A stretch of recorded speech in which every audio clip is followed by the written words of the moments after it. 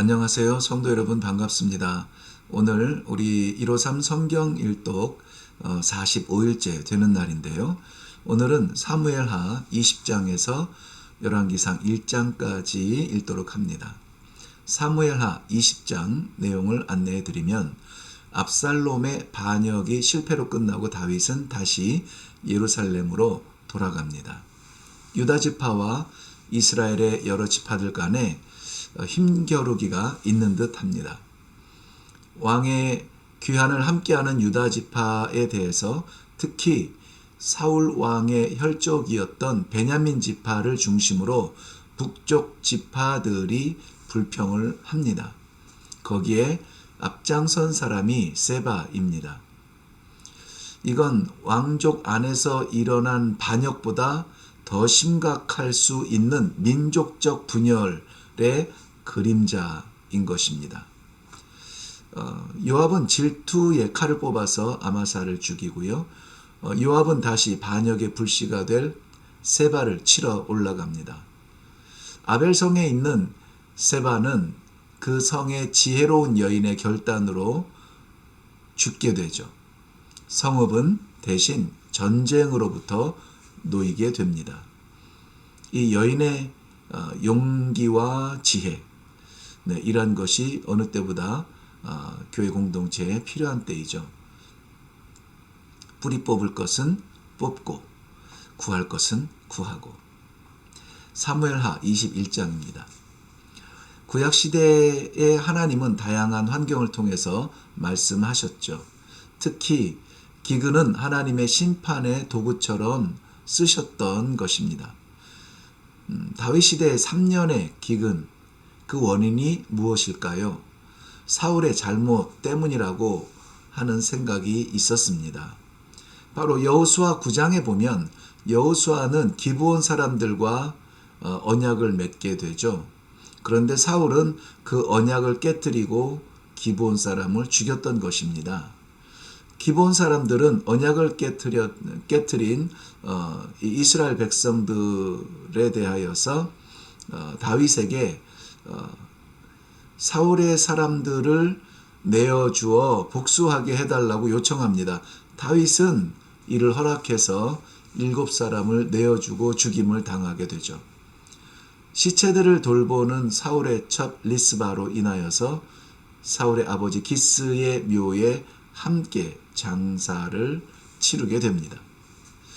기근이 일 때 감춰진 범죄가 드러나고 성결함, 정결함을 회복할 기회로 삼는 것, 이것은 지혜입니다.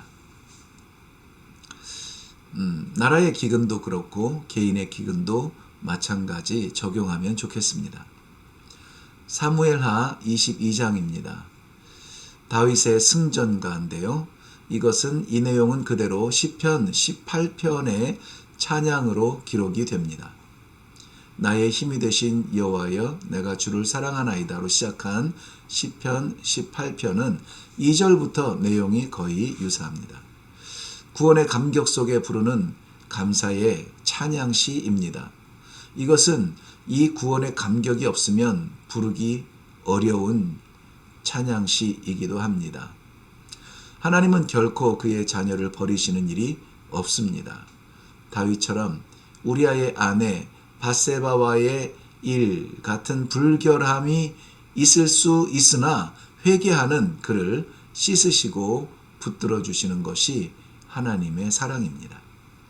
이 찬양의 끝에서 다윗은 하나님의 세우신 왕국을 인하여 기뻐하며 감사하고 있습니다.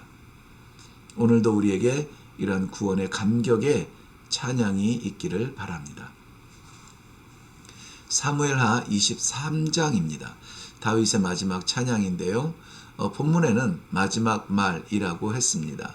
다윗은 그것을 한 편의 시처럼 기록하였고 그것이 하나님을 향하여 부르고 있기 때문에 다윗의 마지막 찬양이라 이렇게 여기고 있습니다. 우리의 삶의 흔적에도 이러한 찬양 시들이 많이 남으면 좋겠습니다. 왜냐하면 다윗은 이러한 삶의 정리에서 이것마저도 하나님께서 감동을 주시고 쓰게 하셨다. 이 전적으로 하나님께서 주권을 가지고 내 삶을 주관하신다는 그러한 구별된 삶을 고백하고 있는 것입니다. 특별히 전쟁 중에 그가 그리워하는 고향 베들레헴의 우물의 물을 목숨 걸고 뛰어들어가 길어온 부하들, 그 생명과도 같은 물, 값주고 살 수 없는 그 물 마실 수가 없었죠. 대신에 여호와께 부어 드린 것을 회상합니다. 생명과도 바꿀 수 없는 이 소중한 물을 여호와 앞에는 기꺼이 부어 드렸습니다. 그러한 충성의 종들을 기억하는 기쁨을 누리고 있는 다윗이네요. 하나님께서는 지금도 그러한 충성의 종들을 그리워하십니다. 주인의 마음을 시원하게 해드릴 냉수 한 잔 떠드릴 그런 사람. 사무엘하 24장입니다. 사무엘서의 마지막 장인데요. 말씀드린 것처럼 사무엘서는 기도로 시작하고 기도로 끝맺습니다. 여호와께서 그 땅을 위한 기도를 들으심에 이스라엘에게 내리는 재앙이 그쳤더라. 내려진 재앙에 대한 반응을 보여주고 있는데요. 바로 기도였죠. 오늘날의 굳어진 마음들은 재앙에도 기도하지 않습니다.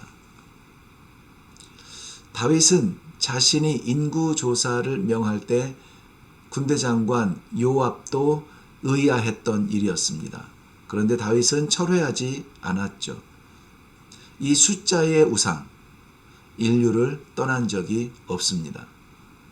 셀 것이 많아진 지금의 시대는 아마 다윗의 인구조사 못지않은 조사를 끊임없이 하고 있지 않는가, 그런 생각이 듭니다. 다윗이 의지하고 자랑하고 싶은 군대처럼 우리도 의지하고 자랑하고 싶은 그것들을 세고 있지는 않으신가요? 단지 인구조사한 것뿐인데 그로 인해 그의 백성 7만 명이 죽습니다.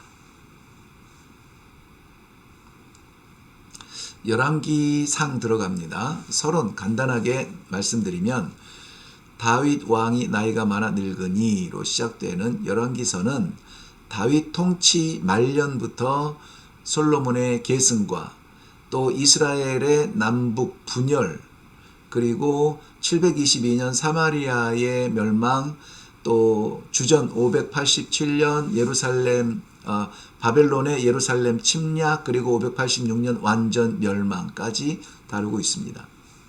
아시겠지만 사마리아는 아수르에 의해서 무너지고요.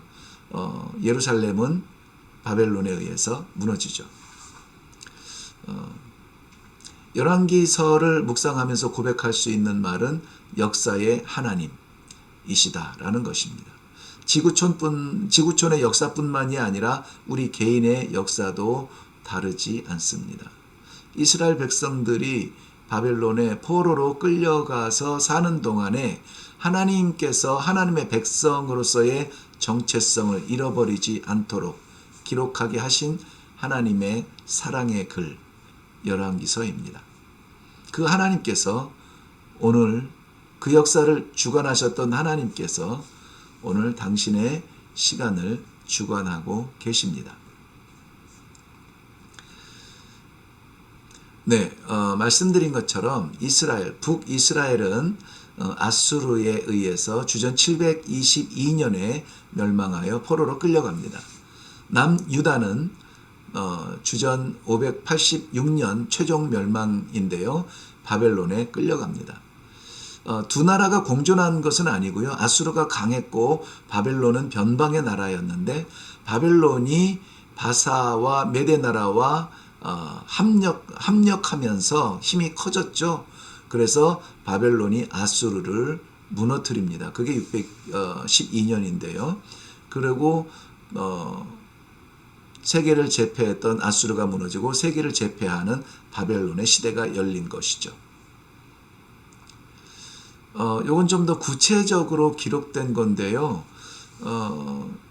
제일 위에 있는 보라색이 아수르가 북이스라엘을 정복하고 포로로 잡아가는 그러한 모양이고요. 니느웨라고 되어 있죠. 저 위에. 네, 여기 니느웨가 아수르의 수도였죠. 그 다음에 이 녹색은 바벨론이 예루살렘에서 586년에 멸망시킨 이후에 포로들을 끌고 갔던 여정입니다. 그리고 이 이방인들을 이스라엘에 보내어서 이스라엘의 순수 혈통을 자랑하는 그것을 섞어버리는, 예루살렘에도 그래서 미련한 자들만 남았다고 했는데 그들이 피가 혼혈이 되는, 사마리아는 두말할 것도 없고요. 그런 모습입니다. 네, 열왕기상 1장입니다. 다윗이 나이가 많아 이불을 덮어도 따뜻하지 않게 되자 아도니아가 스스로 왕이 되기 위해서 일어납니다. 그러나 하나님은 나단 선지자를 통하여 다윗의 왕권이 솔로몬에게 이어지도록 하십니다. 30절 내용이죠. 나단 선지자와 솔로몬의 어머니 밧세바의 의기투합한 결실이 아니라 이것은 하나님이 이미 정하신 질서였습니다. 솔로몬은 아도니아를 책망하지 않습니다. 항복하고 충성한다면 보호하겠다는 의지를 보여줍니다.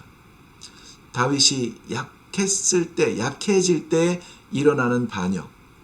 다윗은 힘으로는 막지 못하지만 하나님의 질서에 의해서 정리가 되는 것입니다.